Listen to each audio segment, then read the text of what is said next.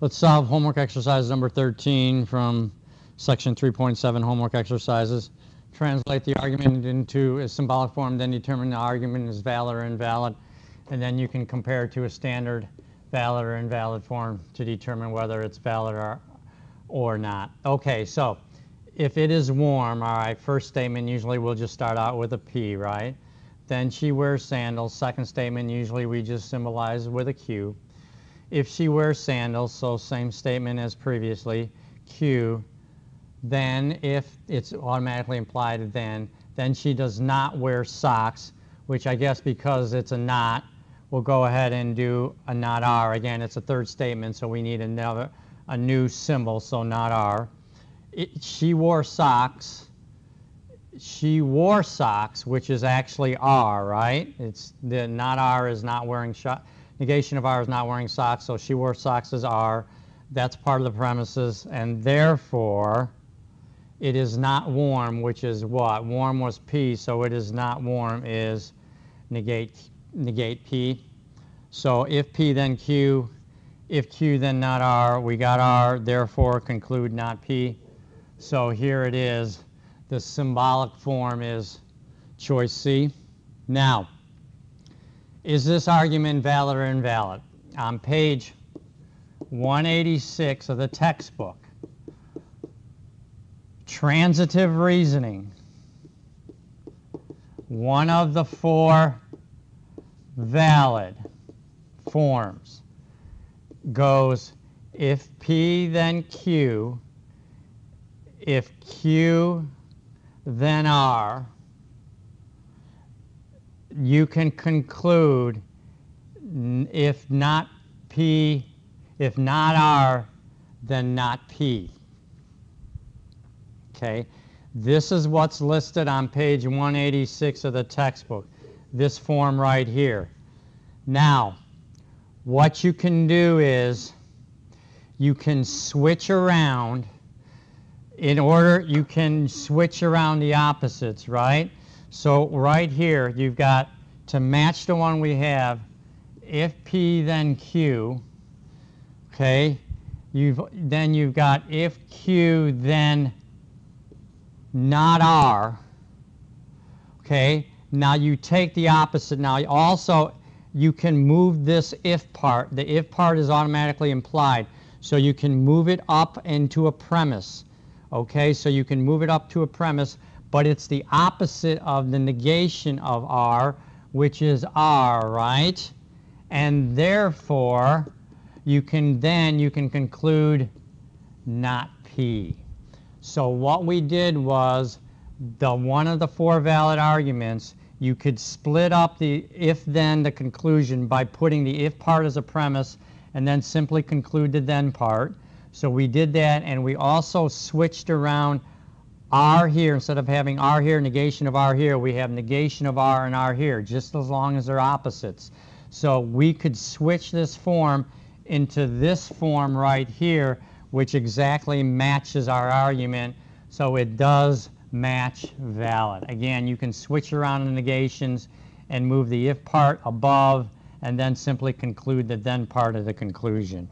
So again, to avoid doing a truth table, you can go ahead and do it that way. It matches, so you know the argument is valid. All right, very good.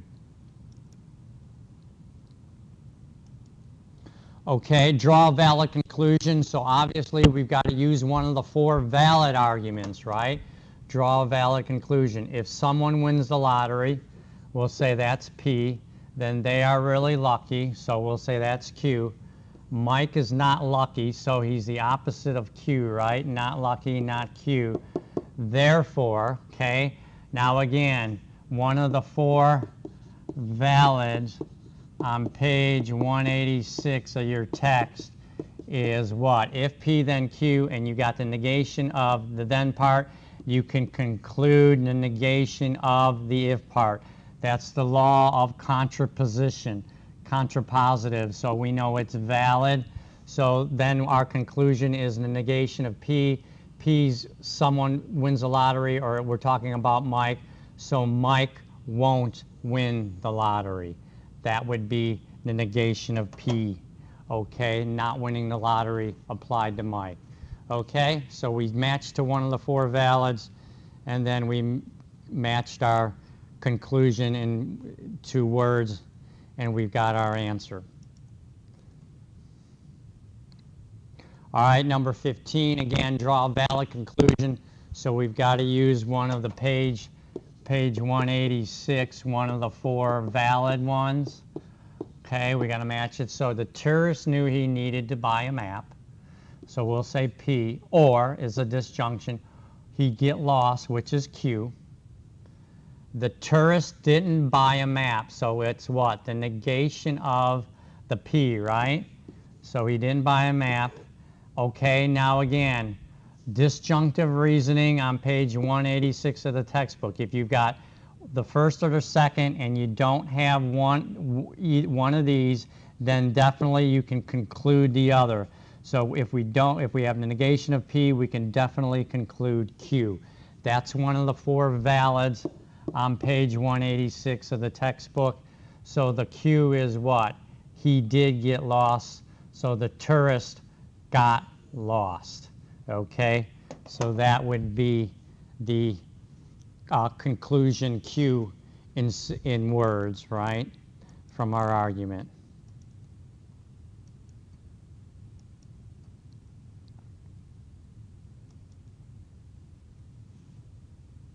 Again, drawing a valid conclusion, so we got to use one of the 4 valids on page 186 of the textbook.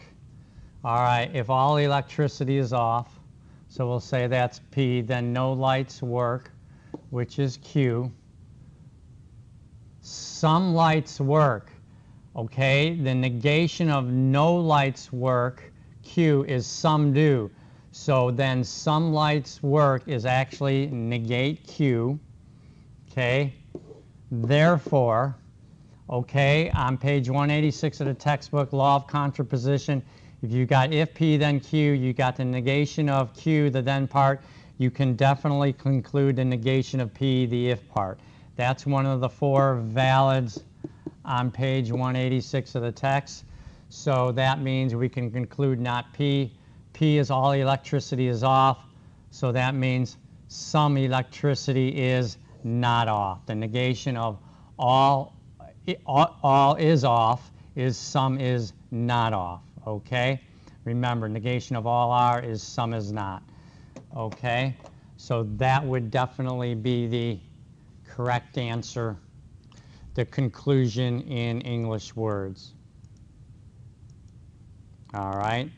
Very good. Again, remember, the negation of all are is some is not. So the negation of all electricity is off is some electricity is not off.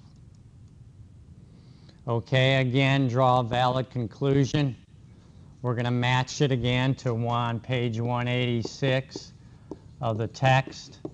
We need one of the 4 valids. Okay, and we've got, if I can help you, which is, we'll usually start out with a P, right? Then I will do it, which we'll say is Q. If I do help you, which is Q, then you will appreciate it. If I do help you, which is P, then you will appreciate it, which is Q. Okay? Now, well, then you will appreciate it, which is a 3rd statement, which is R. Okay? So we've got if P then Q, if P then R. Now this doesn't really match any of them. It's not the transitive because it would be if P then Q and then if Q then R, but we've got if P twice, okay? Now, what is the first statement? If I can't help you, which is not P, then you won't appreciate it, which is not R, okay? That is the converse of this, but the converse is the fallacy.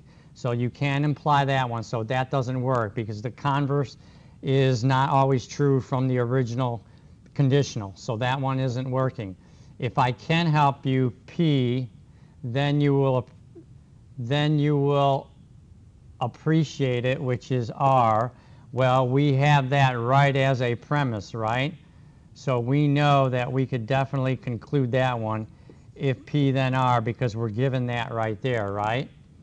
So that would definitely be the correct one. Now again, the next one, if you appreciate it, which is R, then I can help you, which is P.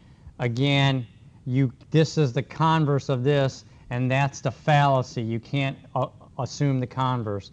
So again, in this case, it's pretty easy because this conclusion matches one of the premises. So if you match one of the premises, you know it's definitely true. So choice, the second choice would definitely be the correct answer. All right, we're going to stop this session here. Problem number 17. If you have any questions, need further help, please email me through the inbox, through the Canvas course at the FGCU portal. This is your math teacher, Dr. Swears. I hope you found these videos helpful. If you need more help, email me. Again, thank you for listening and watching to this video.